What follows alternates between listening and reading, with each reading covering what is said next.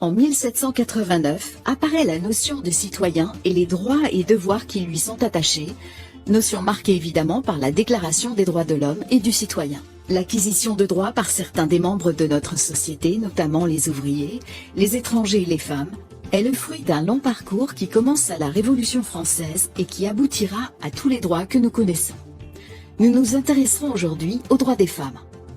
Pour les femmes, il n'y a pas vraiment d'ouverture pour une reconnaissance de droits avant la Révolution. On avait alors, avant la Révolution, un cadre mental où la famille avait une position très importante. Il y avait cette idée autour de la famille dont le représentant était naturellement l'homme, le chef de famille, mais une idée qui laissait entendre qu'il y avait quand même une citoyenneté possible pour les femmes, mais que les femmes la déléguaient, cette citoyenneté, à celui qui était le chef de famille. Alors, on avait d'un côté la sphère domestique, qui était réservée naturellement aux femmes, et d'un autre côté l'administration de la cité et du pays, qui revenait à l'homme. Il y avait déjà des femmes qui avaient des revendications. On cite souvent Olympe de Gouges, qui a beaucoup écrit, avant même 1789, d'abord contre l'esclavage, puis en faveur des droits civils et politiques des femmes, et qui est l'autrice de la fameuse Déclaration des droits de la femme et de la citoyenne. Et il y avait un peu partout en France des femmes qui revendiquaient une place dans la cité. Je dois aussi évoquer Jeanne de Rouen, institutrice de son État et féministe convaincue qui, 50 ans plus tard, va se battre activement pour le vote des femmes. Mais elle se rend très vite compte que beaucoup de femmes ne revendiquent pas directement le suffrage, ça ne les intéresse pas trop. La grande majorité des femmes n'y pensent même pas.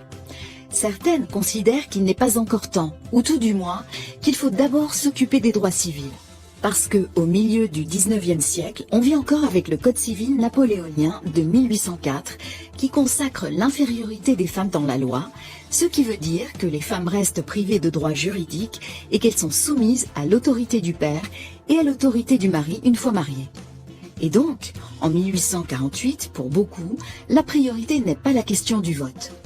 L'ordre des choses est d'abord d'acquérir les droits civils pour ensuite acquérir le droit de vote.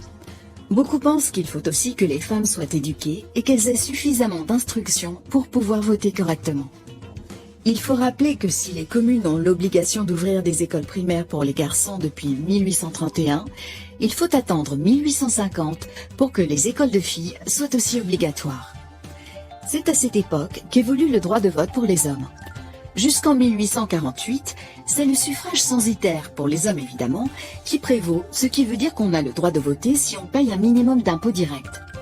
En 1848, on passe au suffrage universel pour les hommes. Tous peuvent alors voter. Les femmes, on le sait, devront attendre 1944 pour obtenir ce droit.